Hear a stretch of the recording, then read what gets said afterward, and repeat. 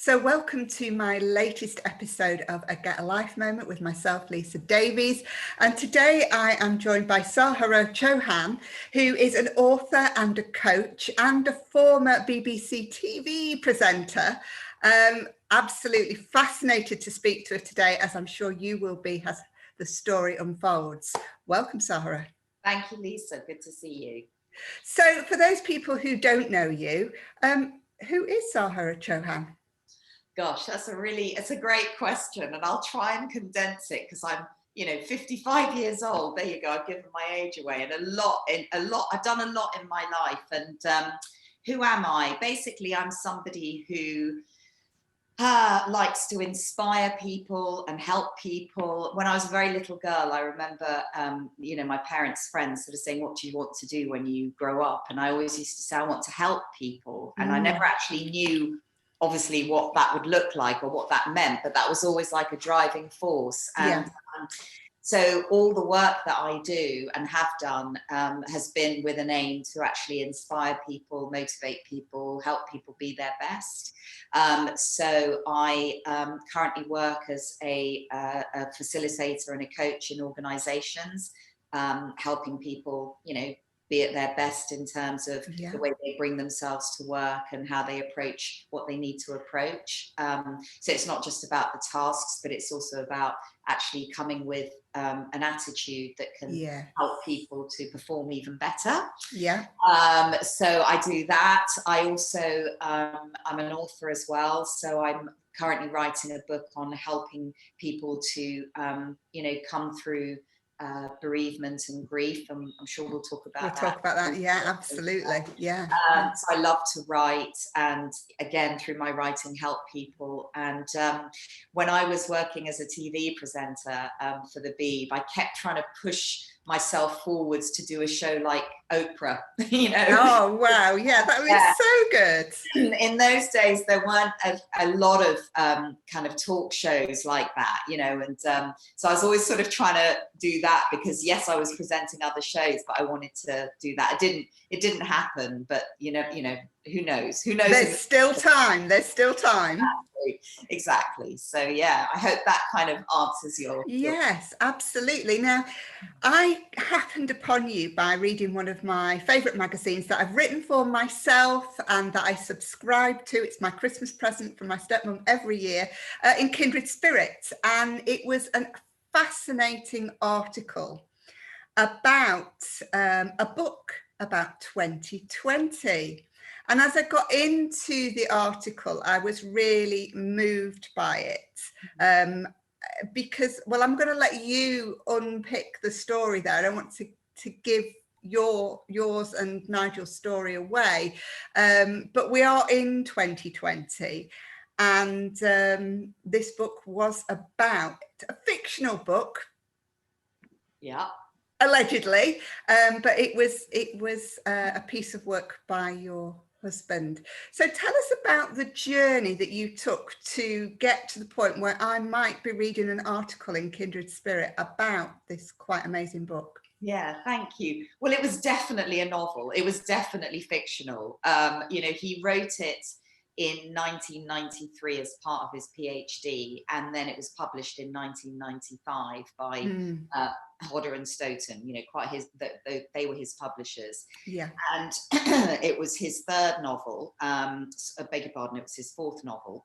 And essentially, it's very weirdly predicted pretty much everything we're going through now. So written 25 years ago, and basically set in the year 2020, called 2020. And the main kind of thrust of the story is about a global pandemic. Yeah. And it's basically a global pandemic that affects everyone all around the world, leading to virtual communications, as we're doing now. Everyone's kind of working and talking through, virtual platforms, virtual communications, and also a big part of it's got a real environmental message as well. So it's a lot about how we've actually created such a, if you like, sick planet in terms of climate change and the environmental catastrophes that we're seeing around us, you know, fires, floods, you know, just the whole kind of carbon footprint and what that's causing. So that features, you know, that's a big part of the book, because it talks about virtual tourism, and how people can't travel. Hello, we can't travel as and so therefore, you know, it's basically a mix of sort of science fiction and spirituality, really. But it talks about how people have to, through virtual reality, go on kind of virtual holidays. So I mean, I hadn't looked at this book for about 20 years. And by the way, we haven't said it, but Nigel passed away. He actually took his life in 1999. So it's 21 years actually this month that he took his life. And he, yeah, I mean, I hadn't looked at really any of his books for about 20, you know, sort of 20 odd years or whatever. And I was out walking with a girlfriend of mine just before Christmas. And so obviously didn't sort of, COVID wasn't on our shores. And don't think I even knew about COVID at that time, actually. And we were talking, and we were like talking about what do we want to do in 2020, because it's such a kind of significant year, you know. And I said, oh, one of the things I think I'm going to do is reread Nigel's book 2020, because he set it in 2020 and it's called 2020. Anyway, so when I got home and, you know, sort of forgot about that. And then when COVID hit and lockdown happened, his nephew called me and said, have you read 2020 yet? And I was like, well, yeah, I read it years ago, and thanks for reminding me. I said I'd read it again. And he said, no, you need to reread it and remember, you know, kind of what he wrote about. So I basically pulled the book off the bookshelf, and I could not believe what I was reading. I mean, he was talking about a global pandemic, virtual communications, you know, people not being able to travel. Furlough was mentioned. Fingerprint ID was mentioned. Sat nav was mentioned. Electric cars was talked about. You know, he's featured all before they existed. All before they existed. I was absolutely blown away. And basically, you know, after talking to a few friends, and people were like, where can we get the book? Where can we get the book? And I was like, well, it's out of print. Another friend of mine said, look, I think we need to republish this. And so we did, and we published it on Amazon. It's available on Amazon. This is the book, 2020. I'm glad you've got a copy, because I've got mine on my Kindle, so it's a digital copy. I couldn't stop swiping, reading it. It was so gripping, gripping. It really is. And quite unbelievable, actually. So so that's what I did in lockdown, and I'm really, really proud of it. And what's wonderful is getting Nigel's work out there, and it's attracted so much interest and so much publicity, and long may it continue. Yeah, I mean, what a legacy to leave as well. The thing that I kind of picked up from the book, and I think it was mentioned in the Kindred Spirit article, that were the elements of the main characters that were kind of autobiographical, because I kind of felt like I was getting to know these characters, but it felt like it was a part of him and maybe a part of you. Is that right? It is right. It is right. So it is pretty semi-autobiographical, which actually made it really quite hard to read in a way. I'm sure, yeah. You know, I mean, so the main character is the author, and he's nameless in the book. He's just called the author. And in the book, in 2020, the author's 63, and he's a creative writing professor. And Nigel in 2020, had he lived, would have been 63, and he was a creative writing professor as well. He had a PhD in creative writing. He taught creative writing workshops and sort of, you know, lectured as well. And his wife was a woman called Carla, who basically was an Indian TV presenter. Well, when Nigel was writing this book, I was, you know, a full-time presenter with the BBC, And obviously my excuse me, my heritage is Indian. And he talks about, he describes her as having a diamond stud in her nose, and of course I've got a diamond stud in my nose. And basically, there were all these kind of similarities, and particularly with the author in terms of his character, which was that the author contracts the virus in the book and decides that he can't sort of live with his kids and his wife, anymore. He doesn't want to infect them, and he wants to escape. And so he escapes to the northern wastes of Canada.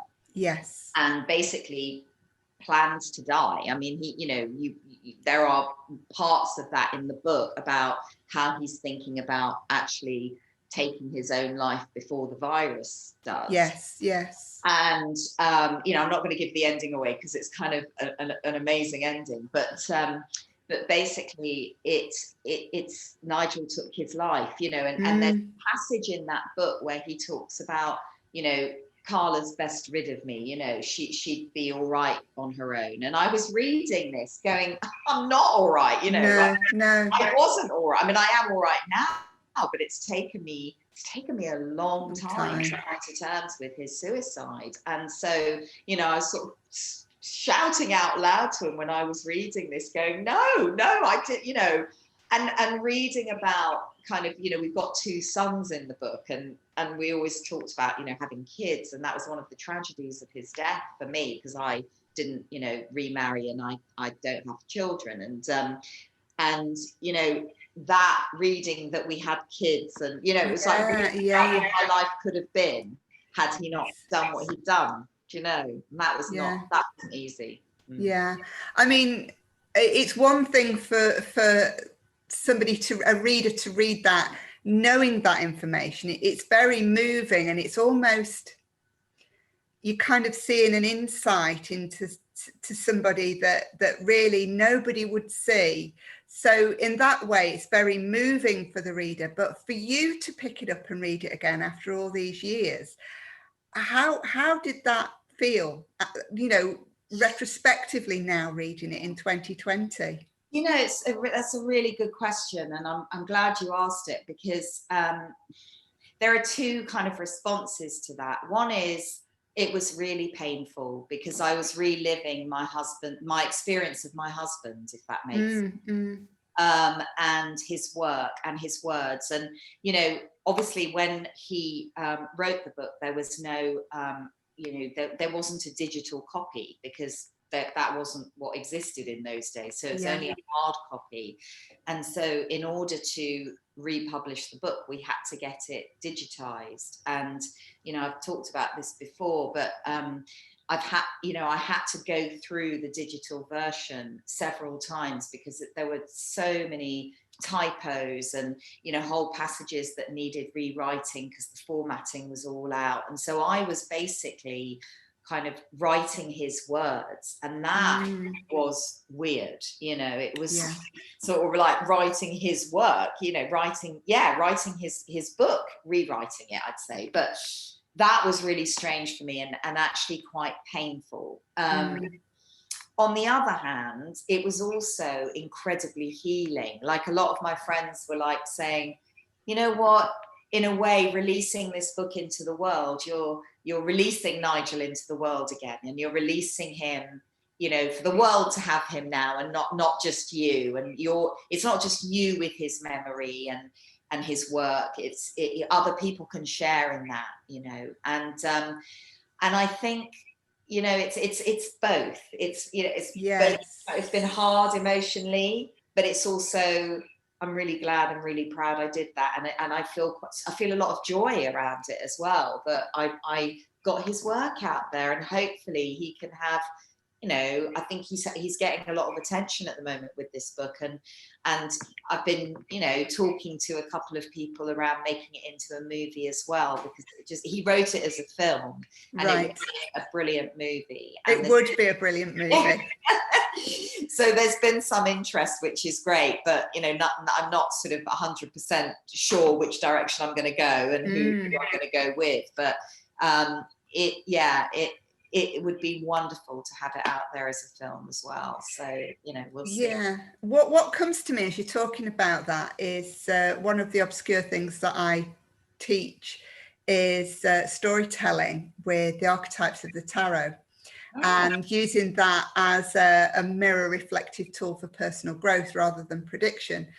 But what's really interesting is what I hear threaded through that is the archetype of death, which is the birth, life, death, rebirth. And it's almost that it's had that transformation into a rebirth, which is just incredible. And it really is a living, breathing example of that archetype in action, in life, in cycle, that it's now being rebirthed into the world. That's amazing. I love hearing that, Lisa. Thank you. Yeah, it does feel that. Do you know, that's so weird you said that. I remember now, a friend of mine is an astrologist, and she was, because I'm quite into astrology, and so I wanted to ask her what would be a good date to publish, and, she advised me on the date, and we did that. It was August, in obviously this year, August 19th, we launched it on Amazon. And I was having this consultation with her, and she said, it's a bit like you and Nigel giving birth to something again. And I thought, how strange, but true. Yes. We are rebirthing something almost together, because I really felt like he did help me a lot with this as well. I know, that might sound strange to some of your listeners, but no, it probably won't. I don't believe that everything ends when the body dies. I just don't believe that, and I just really did feel on several occasions, I felt his presence, Actually, really close friends of mine also felt the same, and I think I think he was just so delighted that this was, coming out of me, it felt like that. And there were times when I was like, oh, this is so, like, I worked so hard, and there's so many things to do when you do self-publish a book on your own, you can hire companies to do it, but I just did it on my own with my friend's son, Arthur, who basically, I could not have done it without him. Billington Publishing, he set up, a publishing company, and we published it.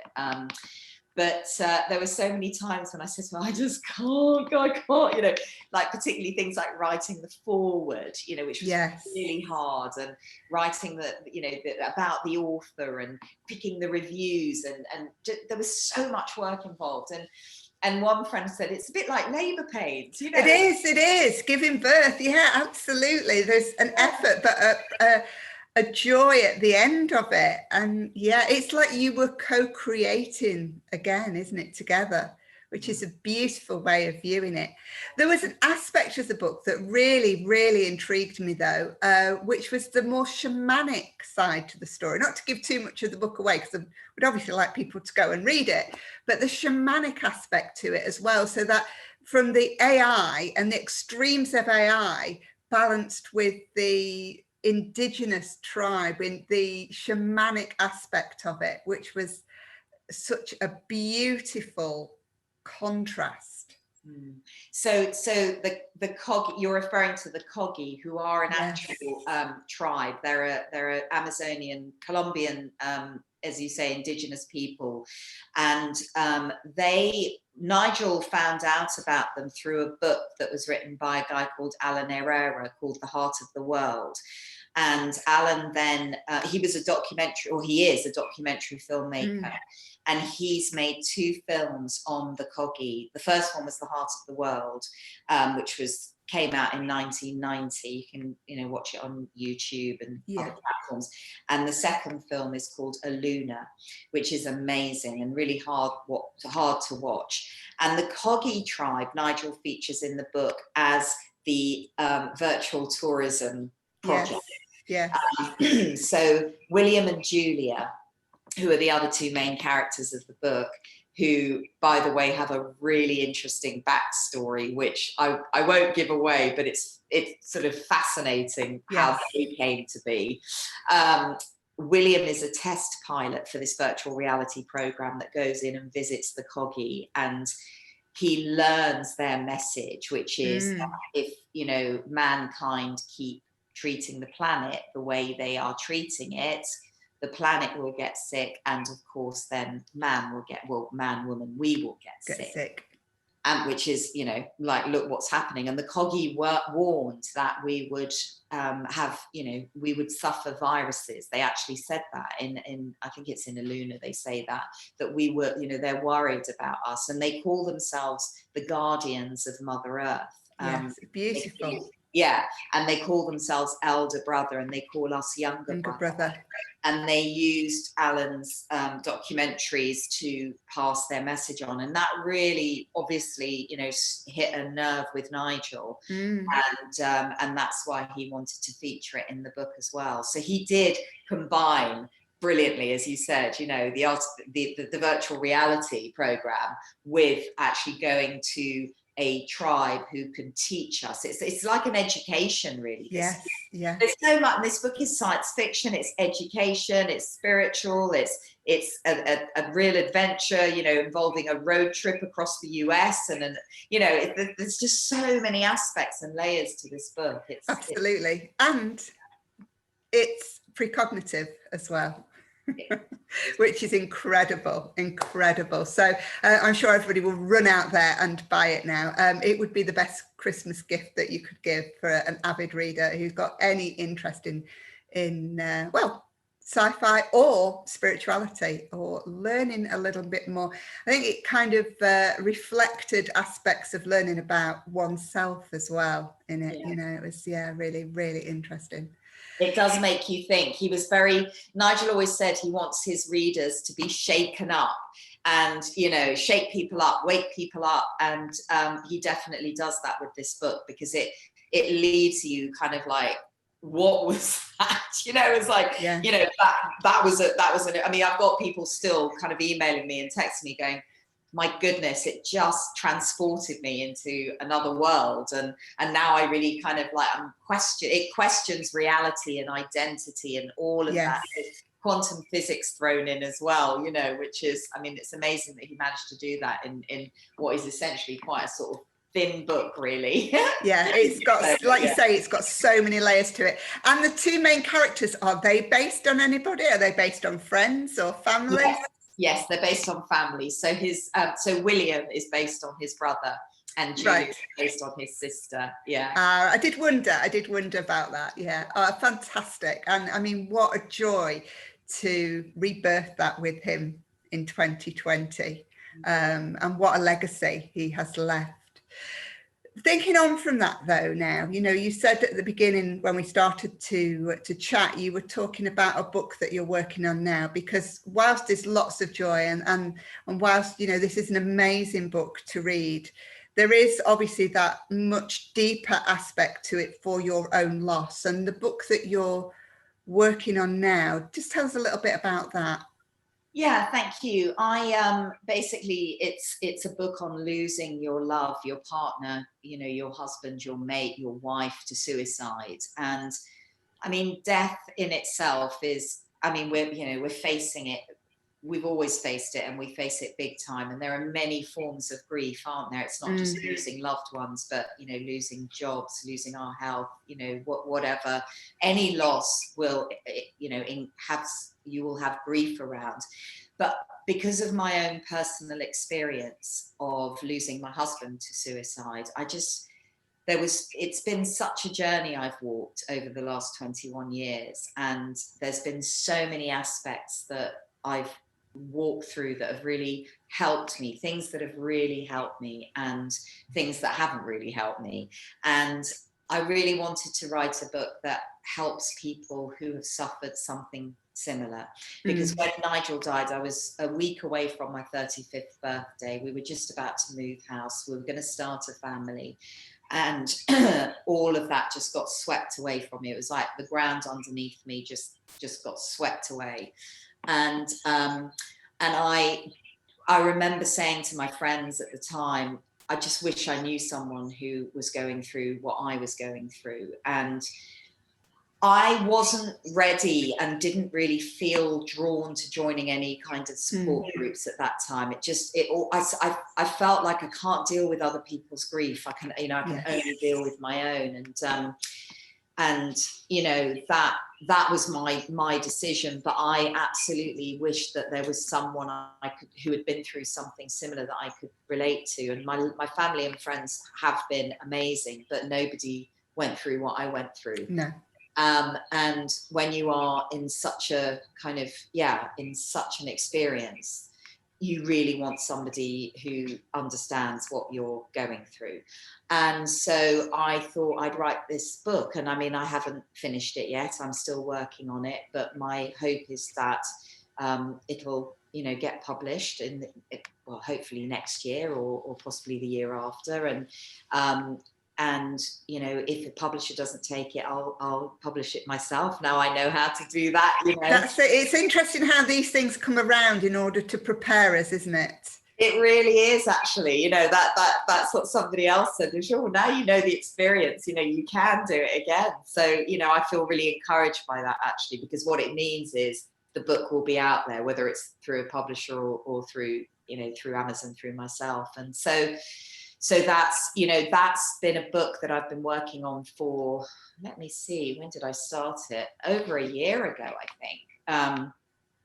And again, not easy to write. No, of course. It's not a sort of like Nigel used to write Monday to Friday, 9 to 5. He was a novelist.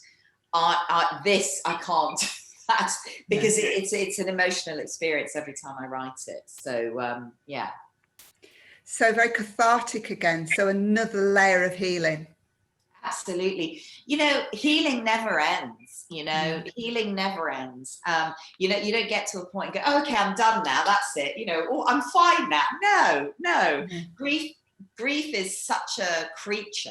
It's alive always. And it comes and visits when you, on some level, when you least expect it. Yes. And then it goes away and then it comes back and then it goes, but it never ends. We get, I suppose, stronger over time. But there are times when I feel so much pain, like I felt 20 odd years ago today.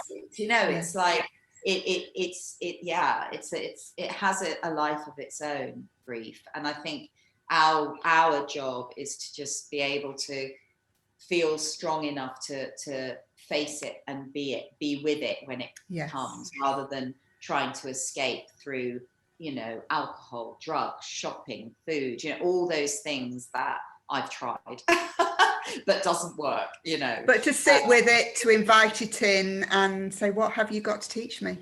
Exactly, because it does. If you can go through it, and feelings, I write a lot about feelings in the book, and feelings are something that people are afraid of because they feel like they're going to drown with the feelings, like they're going to swallow them up. It's going to be too traumatic. And, in my experience, that's not the case. The more we express and the more we feel, the more we heal, and actually it doesn't, if you can go through it, then you're not afraid of it as much the next time and the next time.